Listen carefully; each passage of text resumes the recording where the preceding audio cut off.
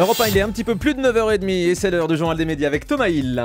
Et à la une ce matin, Ariane Massenet qui rejoint D8, des infos sur le programme qui prendra la place de Koh-Lanta cet automne et un tout nouveau programme de TF1 qui ressemble fortement à un concept de Frédéric Lopez.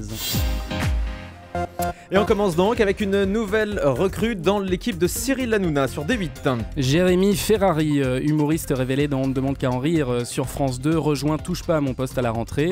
Comme Jean-Luc Lemoyne, il sera à la fois parmi les chroniqueurs autour de la table pour donner son avis sur la télé, mais il fera aussi une chronique une fois par semaine autour de l'actualité. Mais ça n'est pas tout, Jérémy Ferrari a eu le droit au package complet puisqu'il viendra aussi derrière ce micro dans la nouvelle émission de Cyril Hanouna entre 10h et midi sur Europe 1 à la rentrée.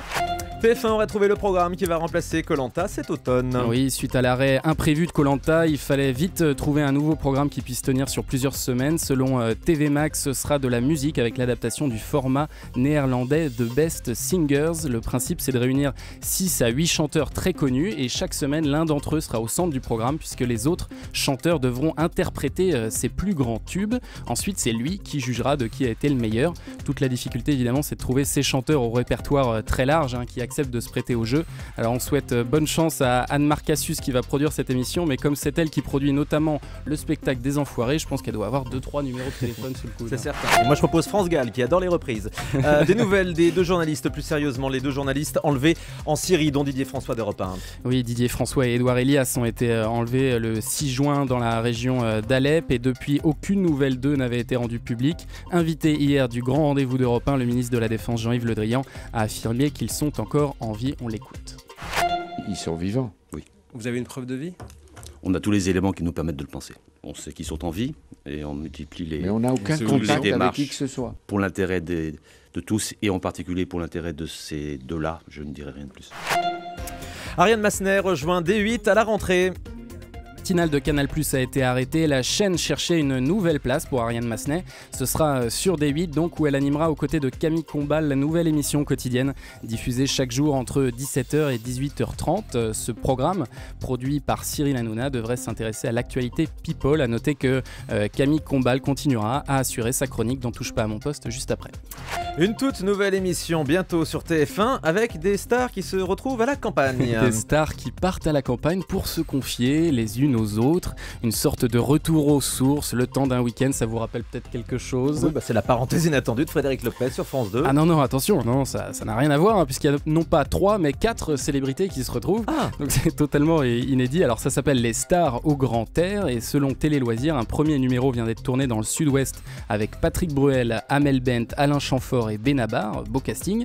Autre différence quand même avec la parenthèse inattendue, le programme est sans animateur et pourrait être diffusé en prime time. Est-ce qu'ils font de la barque? C'est ça la question. Sur France 2, ils font de la barque.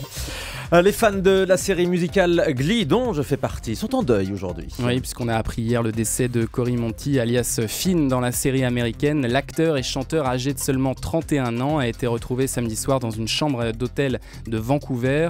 La police a indiqué qu'il était seul au moment de sa mort, mais n'a évoqué aucune piste quant à la cause de son décès. Certains pensent déjà à une overdose puisqu'il était entré en avril dernier dans un centre de désintoxication. Une autopsie est prévue aujourd'hui. Alors pour les fans dont vous faites partie et pour ceux qui ne le connaissent pas comme moi, eh bien voilà un petit extrait d'une des chansons de Cory Monteith dans Glee.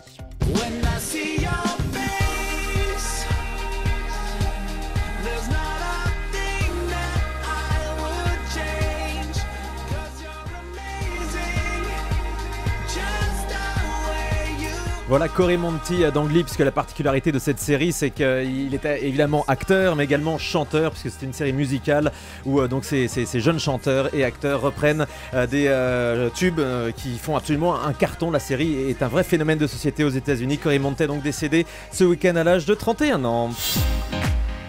Allez, on termine avec le chiffre du jour. 656, ils sont 656 hommes et femmes à parité dans la promotion de la Légion d'honneur de ce 14 juillet. Parmi eux, quelques personnalités médiatiques. Roselyne Bachelot, notamment, désormais chroniqueuse sur D8 et bientôt iTélé. La journaliste Isabelle Giordano aussi. Thierry Marx, l'un des jurés de Top Chef. Ils sont tous faits chevaliers de la Légion d'honneur. Quant à Lynn Renaud, elle est promue grand officier, l'une des plus hautes distinctions. Je ne sais pas si vous l'avez, vous, la Légion d'honneur, non? Pas encore? Non, pas encore. Je vais faire la demande pour vous. Voilà, il faut faire faire la demande en fait. Ouais. C'est comme ça que ça se passe, la Légion d'honneur. Il faut la demander. Je peux la demander pour vous. Mais je suis pas sûr de l'avoir. Je suis pas sûr qu'il me la donne en fait. Ah, Merci c'est beaucoup pas gagné, Thomas hein. Hill. On se retrouve Merci. demain dans le grand direct des médias et tout cet été sur Europe 1.